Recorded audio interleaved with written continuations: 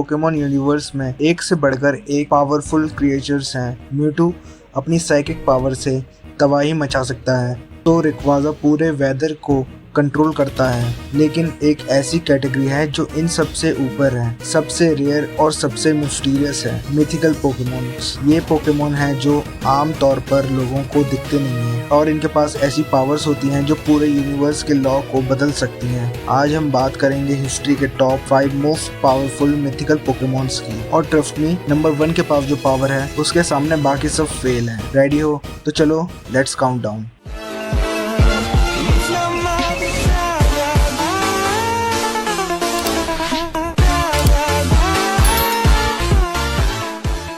Number 5 पर आता है स्पेस से आया एक बायोलॉजिकल वेपन, डिओक्सिस।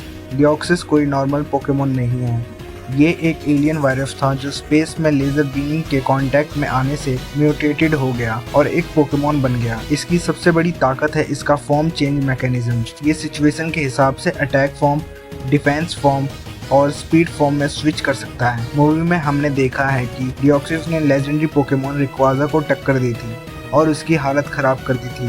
प्लस इसके पास बहुत ही फास्ट रीजनरेशन पावर होती है, यानी अगर इसका शरीर टूट भी जाए तो ये वापस से जुड़ सकता है। एक परफेक्ट स्पेस प्रेडेटर।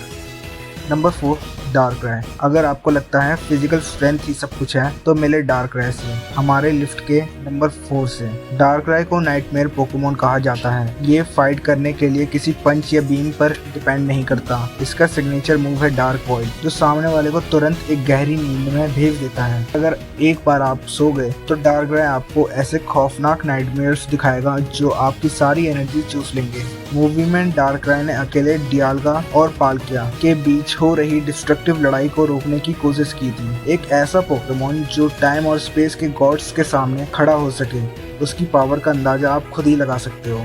अब बात करते हैं नंबर 3 की, जो साइज और तबाही दोनों में एब्सोल्यूट मॉन्स्टर है, हूपा अनबाउंड। अपने नॉर्मल फॉर्म में हूपा छोटा और शरारती दिखता है, लेकिन जब ये अपनी अनबाउंड फॉर्म में आता है तो ये 6 आर्म्ड जायंट बन जाता है। हूपा के पास मैजिकल रिंग्स हैं जो डायमेंशंस को मैनिपुलेट करती हैं। ये उन रिंग्स के जरिए किसी भी चीज को कहीं से भी समन कर सकता है। क्या आपको ये पता है कि मूवी में हूपा ने क्या किया था? उसने अपनी रिंग्स से एक साथ प्राइमल ग्राउडोन, प्राइमल कायोग्रे, डियाल्गा, पाल्किया और जिराटीना जैसे ओवर पावर्ड लेजेंडरी पोकेमोन्स को समन किया था और उन्हें कंट्रोल करके लड़वाया भी था। सोचो, जो पोकेमोन पूरे यूनिवर्स के सबसे खतरनाक लेजेंड्स को अपनी उंगलियों पर नचा सकता है, उसकी अपनी ताकत किस लेवल की होगी। नंबर 2 पर आता है एक ऐसी क्यूट सी पोकेमोन जिसको देखकर आपको लगेगा कि ये पावरफुल कैसे हो सकती है।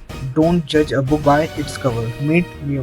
लोर के हिसाब से म्यू के पास हर एक पोकेमोन का डीएनए मौजूद है। इसका मतलब ये है कि म्यू दुनिया का हर एक पोकेमोन मूव, सीख और यूज कर सकता है। ये इनविजिबल हो सकता है, किसी भी पोकेमोन का रूप ट्रांसफॉर्म कर सकता है और इसकी साइकिक एबिलिटीज लिमिटलेस होती है। म्यूटू को ह्यूमन साइंस ने सबसे बड़ा फाइटर बनाया था, लेकिन म्यू ने बिना किसी एफर्ट के म्यूटू के हर एक अटैक को कॉपी और ब्लॉक किया था।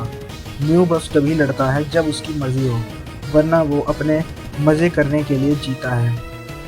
Number 1, the absolute god of the all Pokemon universe, Arceus. वैसे तो आर्सियस को लोग लेजेंडरी बोलते हैं, लेकिन टेक्निकल टर्म्स में ये एक मिथिकल पोकेमोन है। आर्सियस के बारे में कुछ ज़्यादा बोलने की ज़रूरत नहीं है, क्योंकि इसने पूरे पोकेमोन यूनिवर्स को क्रिएट किया है। टाइम, स्पेस और एंटी मैटर को बनाने वाले डियाल्गा, पाल्किया और जिराटीना जैसे पोकेमोन्स को इसी ने ही क्रिएट किया है। आर्सियस के पास मल्टीवर्स लेवल की पावर है।